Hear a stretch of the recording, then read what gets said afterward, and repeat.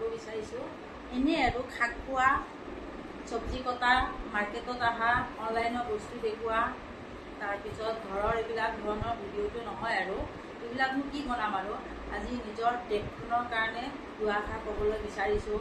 অসম চৰকাৰ হিমন্ত বিশ্ব শৰ্মাক মোৰ অনেক শুভ কামনা জনালোঁ।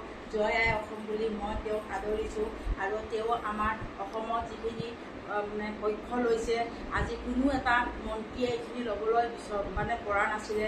তেওঁক মই বহুত তেওঁ আৰোগ্য কামনা কৰিছোঁ আৰু ভগৱানে তেওঁক বহুত দিনলৈকে দীৰ্ঘজীৱী কৰক আৰু তেওঁ যে এই অবৈধ বাংলাদেশীবিলাকক যে এনেকৈ ঘৰ দুৱাৰ ভাঙি এইখিনি যে সাহস দেখুৱাইছে আমাৰ অসমত কোনো মন্ত্ৰীয়ে আজি আমি জন্ম পোৱাৰ পৰা পাইছিলোঁ বিজেপি কংগ্ৰেছ অৱকৰ AGP চৰকাৰ, কিন্তু অসমৰ বিদেশী আন্দোলনো আমি বহুত দেখিছোঁ আৰু আমি পঢ়ি থকা সময়তো বিদেশী আন্দোলন আমি কৰিছিলোঁ, কিন্তু এনেকুৱা আমি দেখা নাছিলোঁ। তেওঁৰ যে ইমান সাহস ভগৱানে দিছে, তেওঁ যিটো কথা মুখেৰে বাক্য কৰে তেওঁ পালন কৰিছে।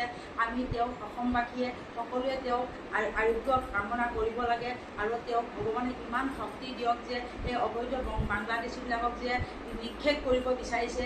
যেনেকৈ সিহঁতে বাংলাদেশীবিলাকে তাৰ্কতা পাৰ হৈ আহিছিলে, এতিয়া গোটেই অসমবাসীয়ে তেওঁলোকক দৌৰ মাৰি পিনে তাৰ্কতাৰ পাৰ কৰি দিব লাগে।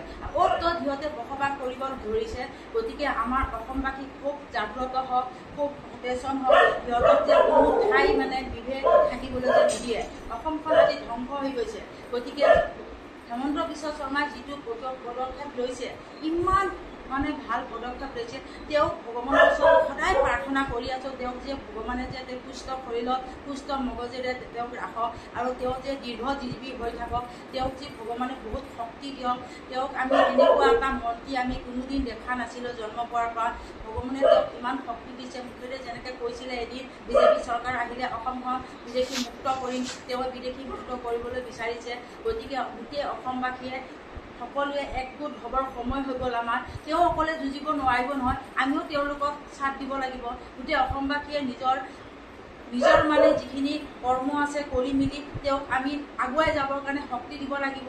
গতিকে আমি শক্তি দিলে তেওঁ আগুৱাই যাব। গতিকে তেওঁ এতিয়া বিদেশীবিলাকক পৰিষ্কাৰ কৰাৰ কাৰণে বাংলাদেশক বহুত কষ্ট কৰিছে, কিন্তু আমিও পাব্লিকবিলাকেও তেওঁক আৰোগ্য কামনা কৰি আৰু আমিও আগবাঢ়ি যাবৰ কাৰণে তেওঁক শক্তি দিব লাগিব।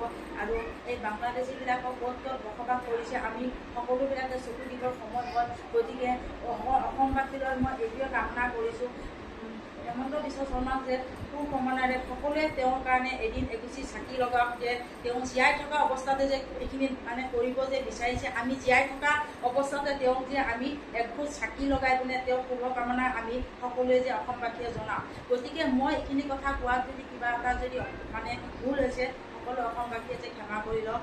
জয় আই অসম, জয় আই অসম, জয় আই অসম।